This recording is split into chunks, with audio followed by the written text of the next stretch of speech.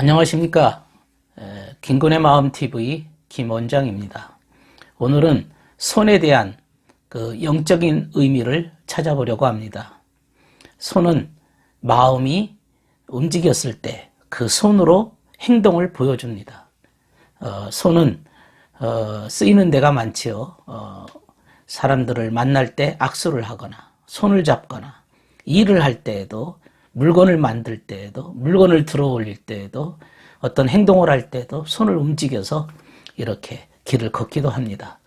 손은 그 다양하게 인간이 손으로 할 수 있는 인간은 그야말로 손이 있기 때문에 오늘날의 과학 문명이 이처럼 발달할 수가 있었고 오늘날 그처럼 거대한 빌딩이나 그러한 거대한 문명을 만들 수 있었던 것은 인간에게 손이 있었기 때문에 가능한 일이라고 할 수 있겠습니다. 손에는 힘이 있습니다. 손에는 힘이 있습니다. 그래서 어떤 행위를 할 때에는 손을 사용합니다. 손에 힘이 없다면 그 어떤 행동을 할 수가 없겠죠.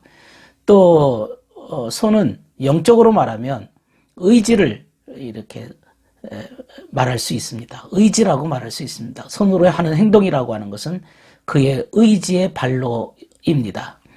노아가 창밖에 비둘기를 내보내고 비둘기를 자기 안에 방주 안으로 끌어들였다. 그 노아가 전심으로 마음을 다해서 비둘기를 방주 안으로 또 자신에게로 받아들인 것입니다.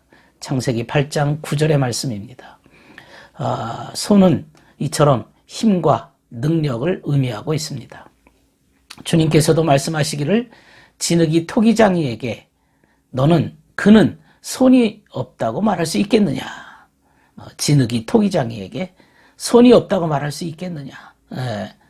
그것은 능력이 없다고 말할 수 있겠느냐 이런 뜻이지요. 의지가 없다고 말할 수 있겠느냐 그런 뜻입니다. 이사야 45장 9절의 말씀입니다. 그처럼 손은 능력을 의미하고 의지를 의미하고 힘을 의미하고 또 야곱이 에서의 발꿈치를 잡았기 때문에 그 야곱의 이름을 야곱이라 불렀습니다. 야곱이라고 불렀습니다. 또 아브라함이 나는 여호와께 내 손을 들어서 맹세합니다. 이런 말씀이 있습니다. 손을 들어서 맹세합니다. 손을 들어서 맹세합니다. 이것은 주님께 보여드리는 정직한 마음의 상태라고 말할 수 있습니다.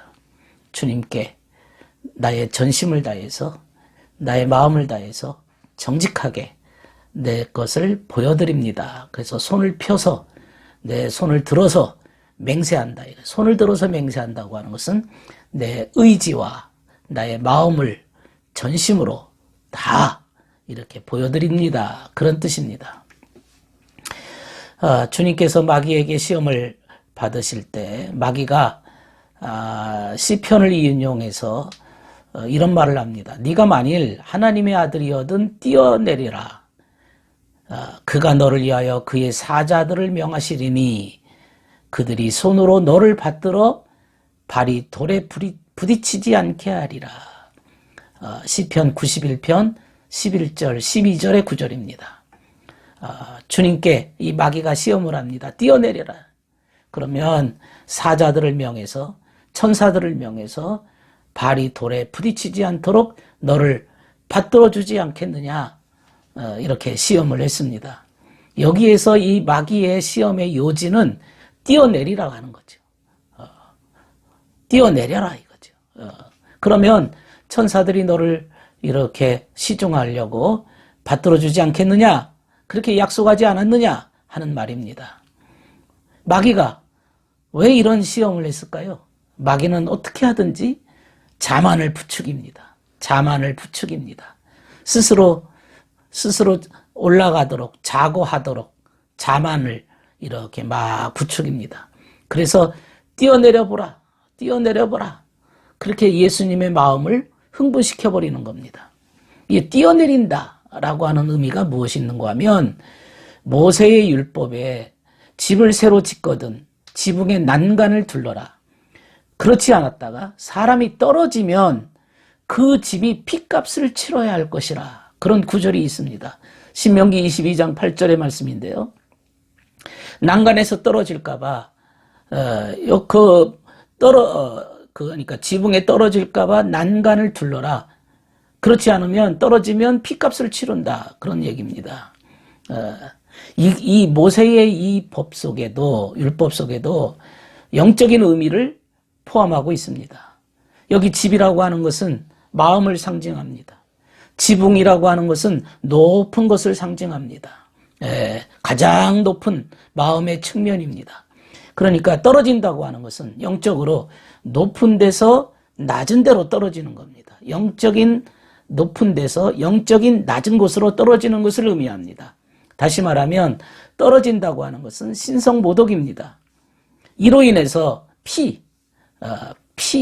피값을 찾게 된다, 치러야 된다, 이 말은 피라고 하는 것은 여기에서 거짓을 의미하고 있습니다.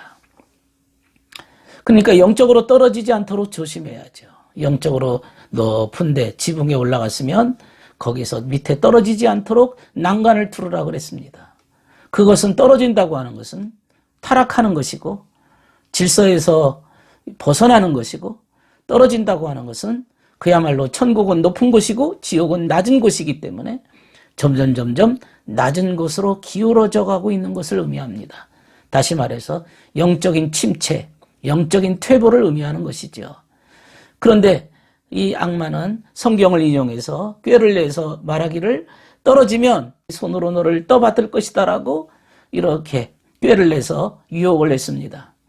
천사들은 어떤 질서와 조화를 이루는 이들입니다. 또 천사도 역시 주님의 도움이 필요한 존재들이죠.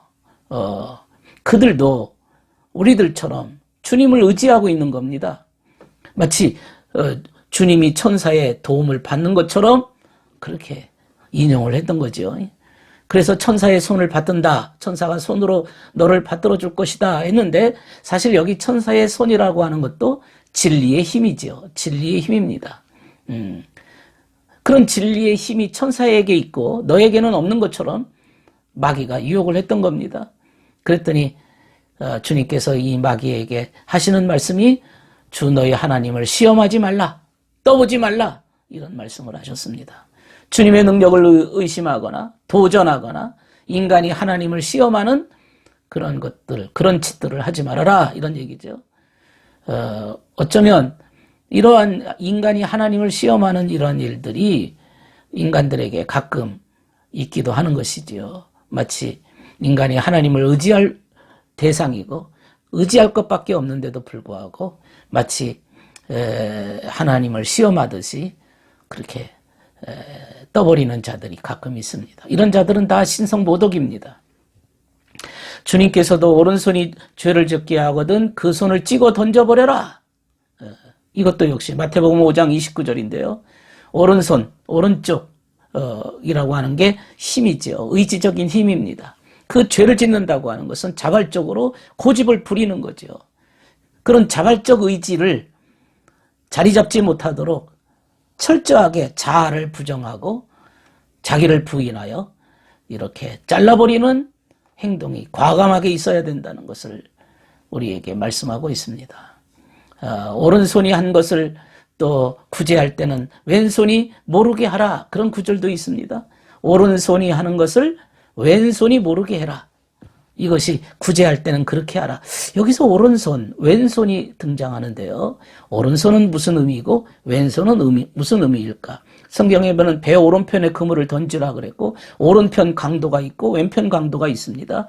그리고 양은 오른쪽에, 염소는 왼쪽에, 이런 오른쪽과 왼쪽의 그 의미가 어떤 방향 설정의 의미가 아니고, 이 오른쪽이라고 하는 의미라고 하는 그 의미는 어떤 선의 바탕을 둔 의지적 행동을 의미할 때 오른쪽이라고 얘기하는 것이죠. 선을 바탕으로 둔 의지적 행위, 네가 전심으로 선한 쪽으로 가고자 하는 그러한 마음의 상태인 것입니다. 여기서 왼쪽이라고 하는 것은 선의 의도가 없이 의무적으로, 관습적으로 그저 이렇게 행동하는 것을 이걸 왼쪽이라 왼손으로 행하는 것입니다. 그러니까 왼손이 모르게 한다는 말은 의무적으로나 선의 바탕 없이 하는 짓거리는 하지 말고 그야말로 선의 바탕을 둔 의지적 행위로 오른손이 구제를 하도록 해라, 이런 뜻이지요. 그것이 오른손이 한 것을 왼손이 모르게 한다, 그런 의미입니다. 이런 구절, 오른쪽 왼쪽의 구절이 성경에는 대단히 많이 있기 때문에 이것을 단지 방향 설정으로만 이해하시면 영적인 의미를 우리가 자칫 이렇게 왜곡할 수가 있습니다. 이 오른쪽이라고 하는 의미는 선의 바탕을 둔 쪽으로, 의지적 행동으로 의미할 때 오른쪽이라고 우리가 이해를 하면 되겠습니다. 주님께서도 나병 환자를 고치실 때 그의 손을 대시며 깨끗하게 되라 말씀하셨습니다. 나병 환자를 고치실 때 오른손을 대셨다, 손을 대셨다. 주님의 권능이지요. 주님의 힘입니다. 주님의 의지입니다. 주님이 뜻하시면 못할 게 없습니다. 그래서 손을 대시면서 깨끗하게 되어라. 주님께서 깨끗하게 되어라. 손을 대시면서 깨끗하게 되어라 그랬습니다. 주님의 권능, 주님께서 주님의 손으로 우리에게 다가오시는 것은 인간의 세계 속에, 인간의 의식 세계 속에 그분의 권능이 들어오는 것이고, 그 권능이 우리의 의지 속에 들어오면서 우리는 삶에서 결실을 맺게 될 수가 있는 것입니다. 주님의 그 손이 나를 어루만져 주셔서 나를 주님께서 나의 의지를 새롭게 하시고 나의 삶을 변화시켜서 열매를 맺도록 하시는 그러한 결과를 이루신다는 말씀입니다. 예수께서 죽은 소녀의 손을 잡았습니다. 죽은 소녀의 손을 잡으니까 그 아이가 곧 일어났다 그랬습니다. 주님께서 소녀의 손을 잡았다 이거죠. 소녀의 손을 딱 잡으십니다. 주님의 권능이 소녀의 손을 통해서 이렇게 교통한 것이죠. 손은 의지입니다. 주님께서 손을 잡는 모습은 주님의 사랑과 주님의 진리가 소녀의 의지 속에 내려옴으로 인해서 죽은 자가 생명을 얻게 된 것이죠. 인간의 의지 속에 주님의 권능이 내려와야 됩니다. 그 결과 소녀가 일어났습니다. 소녀가 일어났다. 죽은 자가 살아났던 겁니다. 영적으로 죽은 상태에서 생명의 상태로 이렇게 일어나게 된 것입니다. 가장 낮은 죽음의 상태에서 가장 높은 상태로 깨어난 것이죠. 또 빌라도가 예수를 석방할 기회를 찾다가 결국 그는 유대인에게 십자가의 형에 처하도록 내어줬습니다. 그리고는 손을 씻었습니다. 요한복음 18장 16절의 구절인데요. 빌라도가 손을 씻었습니다. 무고한 사람이 죽임을 당하는데 자신은 아무런 책임이 없다고 그런 표시로 손을 씻었던 겁니다. 자기는 여기에 아무 관여가 없다라고 얘기한 거죠. 이것은 사실 거칠입니다. 자신이 어떤 실천할 힘을 가지고 있으면서도 현실에 부딪히면 이익에 끌려서 움직이는 거죠. 선을 행할 줄 알면서도 악에게 이끌렸던 것입니다. 빌라도는 자신의 올바른 판단대로 행동하지 않고 유대 종교 의회의 결정에 그저 따르고는 자기는 책임 없다고 손을 씻는, 그래서 만고의 역적이 된 것이죠. 손이라고 하는 것, 이것은 자신의 의지를 표현하는 것입니다. 그러므로 우리가 내 손을 어떻게 쓰느냐, 그것은 나의 의지를 어떻게 드러내느냐 하는 것이라고 성경에는 말하고 있습니다. 그러므로 우리는 손을 높이 들어서 내 의지를 높이 들어서 주여 나를 불쌍히 여기소서, 주님께 회개합니다. 내 손을 높이 든다는 것은 내가 주님께 회개합니다, 그런 뜻입니다. 우리는 이 손에 대한 영적인 의미를 다시 한번 새롭게 새기면서 오늘도 손을 깨끗하게 하는 하루가 되시기를 바랍니다. 감사합니다.